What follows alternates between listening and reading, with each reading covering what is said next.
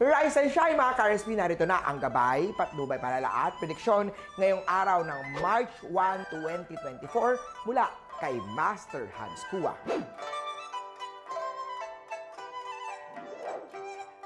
Unahin natin ang pinanganak ng Year of the Rat. Conflict Day ang araw na to pagdating sa pag-renovate ng bahay or opisina. Ilagay sa tamang direksyon ang mga gamit, alagaan ang career at business mo. Patuloy ang pagdating ng problema kaya mas lalong pagtibayin pa ang loob at maging matatag. Pitch at 9 ng swerte kay Year of the Rat.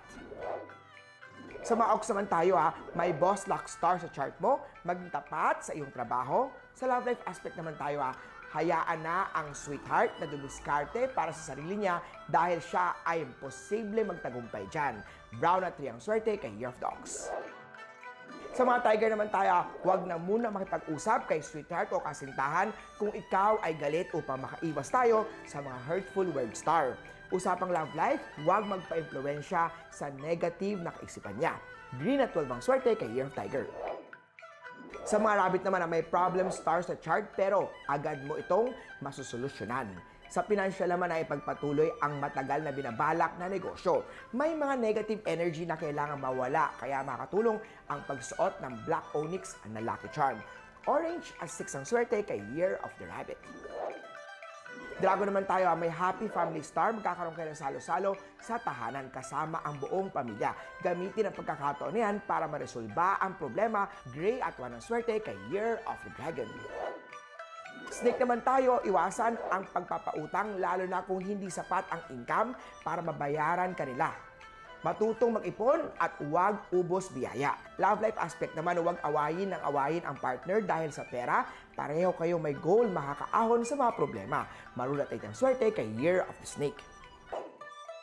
Eto naman sa Year of the Horsey. Ikaw ang maswerte ngayong araw pagdating sa true friend na tutulong sa'yo, makakahanap ka din ng trabaho. Iwasan na ang pagiging tamad sa work at syempre sa love life naman, nanlalamig na siya sa'yo.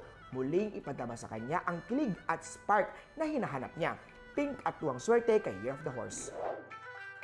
Goat naman tayo, hindi mo akalain na siya ay darating sa'yo, ngunit siya rin ay agad na mawawala. At sa kanyang pag-alis, kapalit nito ang mas marami pang blessing star na sasalubong sa'yo. Red at 15 ang swerte kay Year of the Goat. Monkey naman tayo, mag-ingat sa theft star. I-double check lagi ang mga gamit, lalo kung maraming tao. I-double check din ang puso dahil sa love life, huwag magsalita ng tapos. Isipin mo muna maigi bago ka sumugal. Purple at 10 ang swerte kay Year of the Monkey.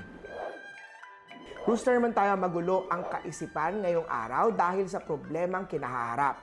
May isang kamag-anak naman ang tutulong sa iyo para makahanap ng pagkakakitaan.